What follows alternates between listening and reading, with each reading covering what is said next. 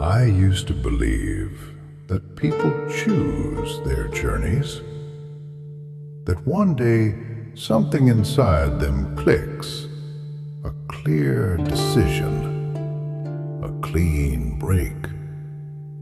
You leave a note, you pack light, you tell yourself, this is the beginning.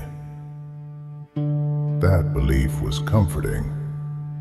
It made the world feel organized, as if life moved forward because we told it to. That's not how this began. This didn't arrive like a decision. It arrived like a slow erosion, like something wearing away at the edges of my days. At first, it was subtle.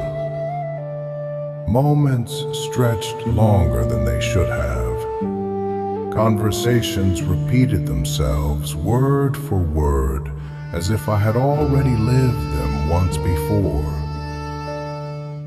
Places I knew well began to feel like replicas of themselves, accurate but hollow. Everything familiar felt thinner. I stayed, not because I was content, but because leaving felt heavier than staying. I learned the patterns of the walls, the way light fell at certain hours, the sounds that meant nothing was about to happen. Days passed, then weeks. Then the idea of time itself became unreliable. It was around then that I noticed how often silence had started speaking to me. Not the absence of sound, but the kind of silence that lingers after a sentence should have ended. And then, one night, I heard a name. It wasn't announced. It wasn't emphasized. It slipped into a conversation like it didn't matter, which made it impossible to ignore. No one explained what it was. No one asked why it interested me. They said it the way people mention storms that are already too far away to avoid. I asked questions. Some people pretended not to hear me. Others smiled politely and changed the subject. A few simply went quiet. That silence told me everything they refused to say. I began to look for it. Not directly. That would have been too obvious. I followed fragments instead. Old maps that didn't quite agree with each other. Stories that overlapped just enough to feel intentional. Paths that ended just before reaching the same place. Every version contradicted the last, except for one detail.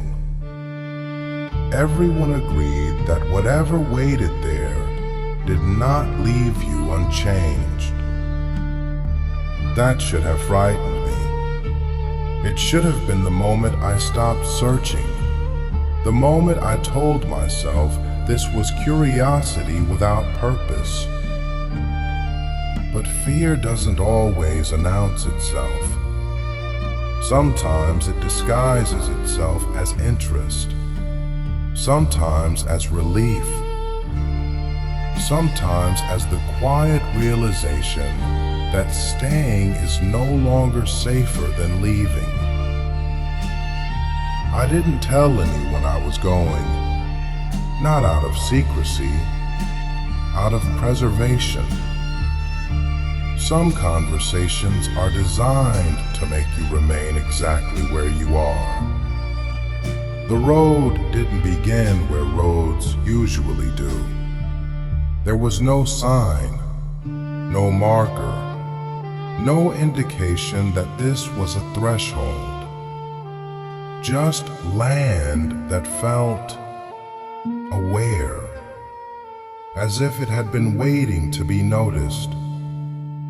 With every step forward, something loosened inside me.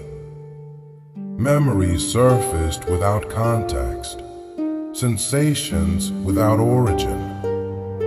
It felt less like traveling and more like remembering something I had agreed to forget. I don't know how long I'll be gone. Time behaves differently when you stop measuring it. I don't know what I'll find.